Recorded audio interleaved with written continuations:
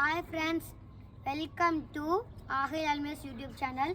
நீங்கள் பார்த்தீங்கன்னா ஒரு ஜூ நேம் அலைன் ஜோன் வந்திருக்கோம்.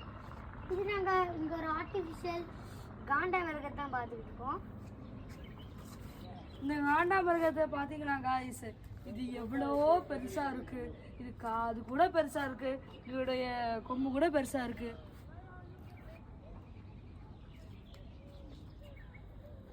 டேடி